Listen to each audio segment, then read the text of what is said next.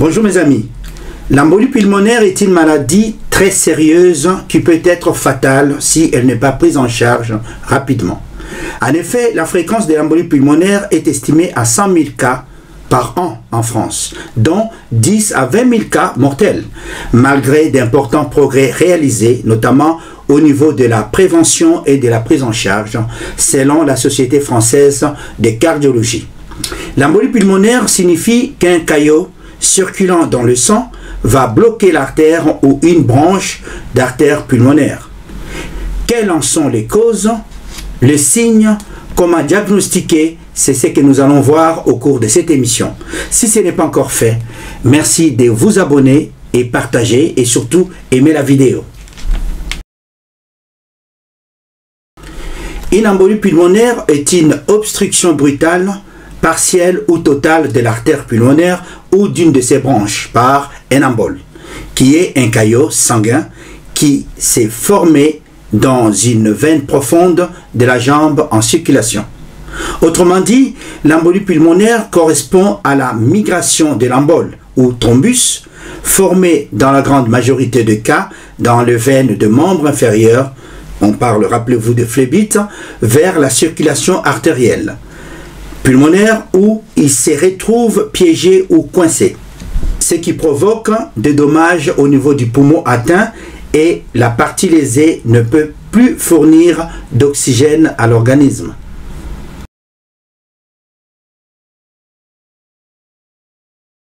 L'embolie pulmonaire n'est pas une maladie des poumons, mais c'est la vascularisation de l'artère pulmonaire qui va s'obstruer ou se boucher par le mécanisme suivant. Dans la majorité des cas, l'embolie pulmonaire est causée par la migration des caillots sanguins veineux qui se forment au niveau des membres inférieurs au cours d'une phlébite ou thrombose veineuse. C'est ainsi que le caillot se détache de la paroi de la veine et remonte avec le sang dans la circulation veineuse vers le cœur. Lors de ces contractions, les ventricules droits du cœur propulsent le caillot dans les artères pulmonaires. Les caillots sanguins appelés ici embole ou thrombus. Les caillots sanguins appelés ici thrombus ou embole cheminent dans les artères de plus en plus fines où il finit par rester coincé ou bloqué, ce qui a pour conséquence l'hypoxémie, c'est-à-dire diminution de la quantité d'oxygène dans le sang et un retentissement sur le ventricule droit du cœur. Je vais encore le dire différemment. Un caillot sanguin se forme dans la veine profonde d'une jambe, du bassin ou d'un bras qui est appelé thrombose veineuse profonde ou phlébite. Lorsque ce caillot ou une partie de ce caillot migre ou voyage dans la circulation sanguine jusqu'au poumon, il peut entraîner alors un blocage de la circulation pulmonaire. C'est ce qu'on appelle une embolie pulmonaire. Dans la majorité des cas, les embolies pulmonaires sont causées par la formation d'un caillot sanguin ou un caillot de sang au niveau de la jambe principalement ou au niveau des mollets, comme nous l'avons vu dans l'émission précédente avec la phlébite. Cependant, tout ce qui favorise la stase sanguine, c'est-à-dire l'immobilisation, l'alittement prolongé, le ralentissement de la circulation sanguine, rendent propice la formation des thrombus ou caillots. Cela étant, il y a trois triades de vascularisation à savoir. Il y a la stase sanguine, lors de l'immobilisation ou de la grossesse. En deux, il y a la lésion endothéliale, lors de la chirurgie. Et en trois, il y a la thrombophilie, lors d'un cancer. Vous devez savoir que tout acte chirurgical comporte un risque de thrombose profonde, particulièrement la chirurgie gynéco-obstétricale, la chirurgie orthopédique, les immobilisations plâtrées ainsi que les pathologies cancéreuses, l'insuffisance cardiaque et certaines anomalies sanguines. Néanmoins, d'autres causes peuvent obstruer ou boucher les artérioles pulmonaires, par exemple une goutte de graisse lors d'une fracture osseuse. On parle de fragment de moelle osseuse. On parle aussi d'un fragment de la plaque d'athérome, qu'on appelle ici un embole athémateux. Des cellules tumorales ou cancéreuses migrant dans la circulation, par exemple les accidents de décompression lors d'une plongée sous-marine aussi peuvent engendrer l'embolie pulmonaire. Les personnes à risque d'embolie pulmonaire sont d'abord les personnes de plus de 60 ans. Et ils sont à risque de développer les caillots à cause de la dégradation de valves au niveau des veines de membres inférieurs qui assurent la circulation adéquate du sang dans les veines. Les gens qui ont les antécédents familiaux de phlébite ou de thrombose veineuse profonde, les gens qui sont en surpoids ou obésité, la grossesse, car le risque est augmenté jusqu'à 6 semaines après l'accouchement. Il y a le tabac et l'alcool. Il y a aussi parmi les facteurs de personnes à risque, les femmes qui prennent les contraceptifs oraux. Il y a aussi la déshydratation qui peut épaissir le sang et provoquer des caillots. Les patients ayant d'autres maladies cardiovasculaires, certains cancers, etc. Les symptômes de l'embolie pulmonaire peuvent être variés selon l'état de santé général du patient et en fonction de l'étendue de la zone pulmonaire touchée et enfin de la taille du caillot. Dans les signes, il y a la présence d'une douleur thoracique qui augmente quand le malade inspire avec une difficulté à respirer, avec un petit point sur le côte, à partie basse du poumon. Un autre signe, c'est l'essoufflement soudain ou une respiration sifflante pouvant survenir au repos comme à l'effort. Un autre signe, c'est la toux irritative, parfois accompagnée de crachats teintés du sang, qu'on appelle hémophysie. Un autre signe, c'est la douleur à la jambe, le plus souvent dans le mollet, associée ou non à une jambe enflée. Il y a aussi la fièvre chez certains patients.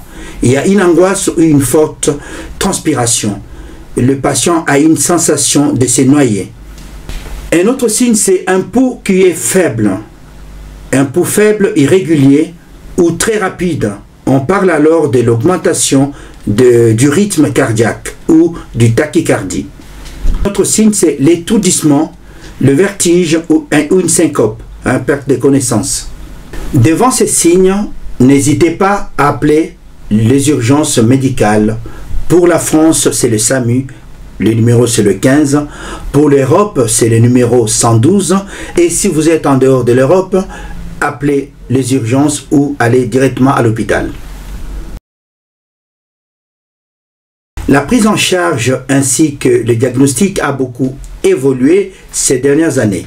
Le diagnostic consiste dans un premier temps l'évaluation clinique. Dans un deuxième temps, faire un dosage sanguin qu'on appelle le dosage de D-dimère, qui est une substance libérée dans le sang lorsqu'un caillot sanguin se décompose. Lorsque ce marqueur est négatif, le diagnostic peut être éliminé. A l'inverse, lorsque le marqueur est positif, on réalise pour confirmer les diagnostics d'embolie pulmonaire une radiographie des thorax, un électrocardiogramme, une analyse de gaz de sang artériel. Dans tout ça, les diagnostics de certitude reposent sur la réalisation d'un angioscanner de poumon ou thoracique, suivi d'une scintigraphie pulmonaire. Ces deux examens permettent en effet de visualiser la présence de thrombus à l'intérieur de l'arbre pulmonaire artériel. Les traitements de l'embolie pulmonaire dépendent de la localisation ainsi que de sa taille, donc de sa gravité et aussi de l'état de santé général du patient. Cela étant, le principal traitement de l'embolie pulmonaire se repose sur le repos strict au lit, l'oxygénation, ainsi que le traitement anticoagulant qui a pour fonction de limiter la coagulation du sang et donc la formation des caillots.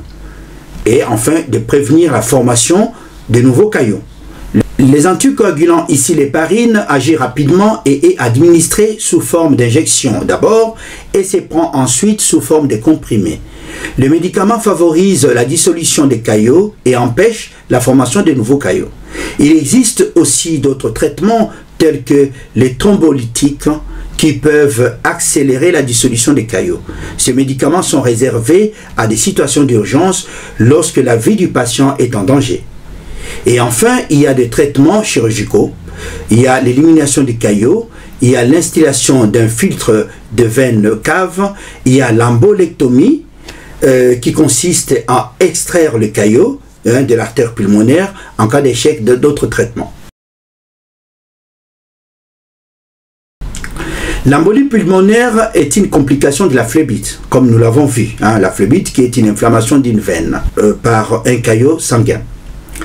Lorsque le caillot sanguin est volumineux, il peut bloquer la circulation sanguine se rendant au poumon. Une embolie pulmonaire peut conduire à la mort, parfois subite, en cas d'embolie pulmonaire foudroyante, par exemple.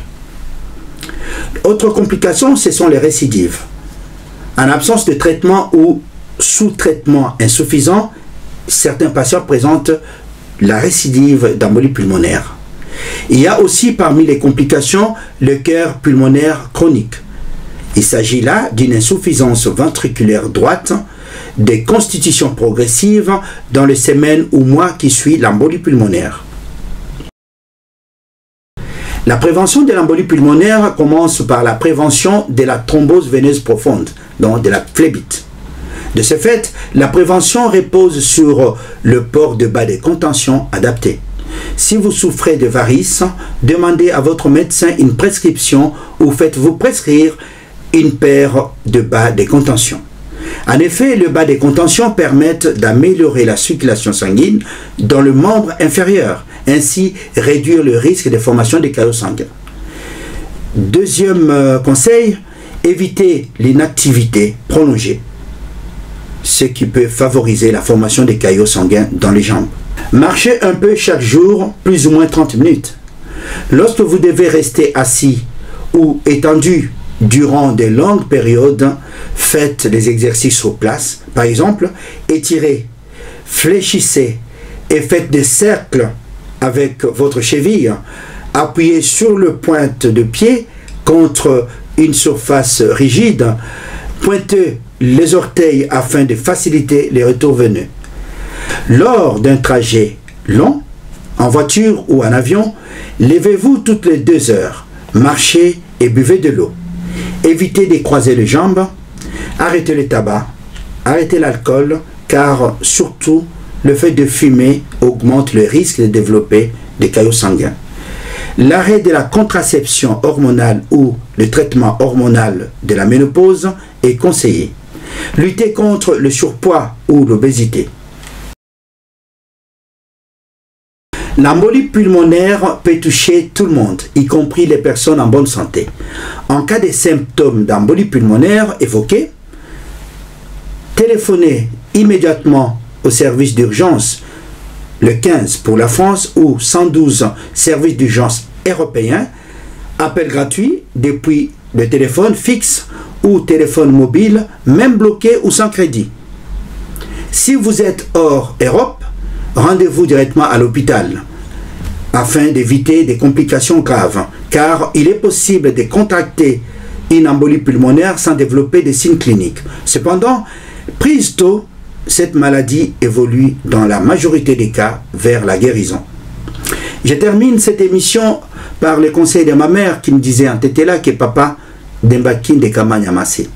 Ce qui veut dire en français papa être en bonne santé est beaucoup mieux que d'avoir un bon plat composé du riz, de la viande et du poisson.